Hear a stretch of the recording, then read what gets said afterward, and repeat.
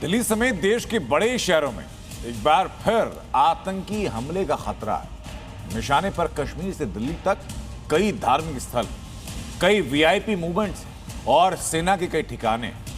खुफिया रिपोर्ट्स के मुताबिक लश्कर और जैश के हमले का प्लान बनाया गया, जो कि सुरक्षा एजेंसीज ने डिकोड किया।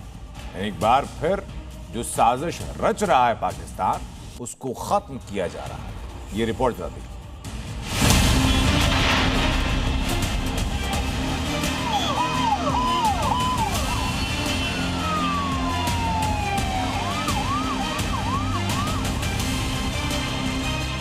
पंद्रह से 20 किलो RDX, रिमोट से ब्लास्ट की साजिश, आतंकियों के टारगेट पर वीआईपी और धार्मिक स्थल। लश्कर जैश का नया टेरर प्लान एक्सपोज।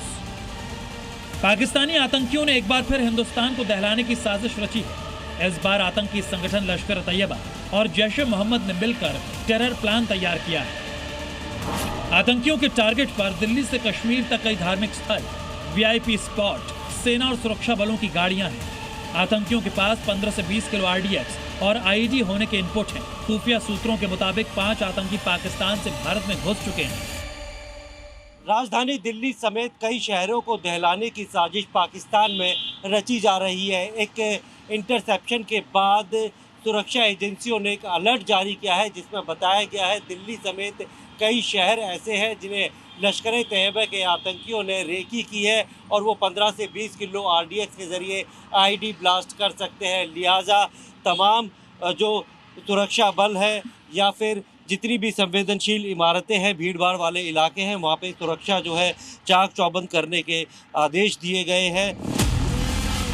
आतंकियों की साजिश को लेकर सुरक्षा एजेंसीज पहले से ही अलर्ट जारी कर चुकी है। जी न्यूज के पास अलर्ट की एक्सक्लूसिव कॉपी मौजूद है, जिससे जैश और लश्कर का पूरा आतंकी प्लान डिकोड हो चुका है। आतंकी भारत के बड़े शहरों को निशाना बना सकते हैं। दिल्ली में चांदनी चौक के आसपास के मंदिर निशाने पर हैं। सूत्रों के मुताबिक लश्कर आतंकी दिल्ली और आसपास के इलाके की रेकी कर चुके हैं।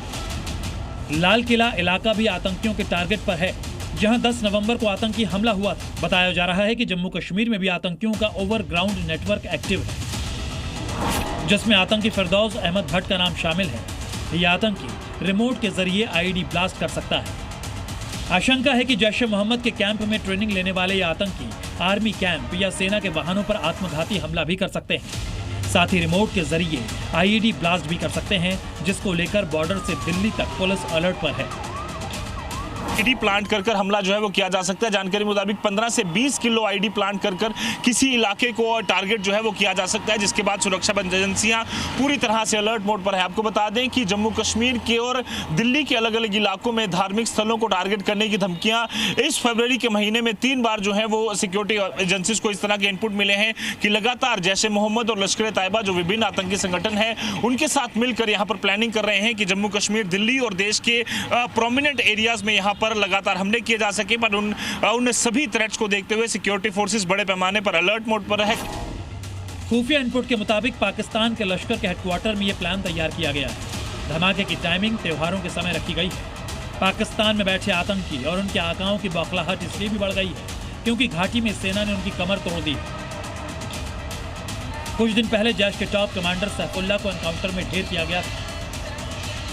ऐसे में अब पाकिस्तानी मुल्ला मुनीर और उसकी आतंकी कंपनी भारत के खिलाफ नई साजिश तैयार कर रही है। लेकिन उन्हें यह भूलना नहीं चाहिए कि ऑपरेशन सिंदूर अभी ऑन है। फिर से कोई हिमाकत की तो इस बार पाकिस्तान का भूगोल ही बदल दिया जाएगा।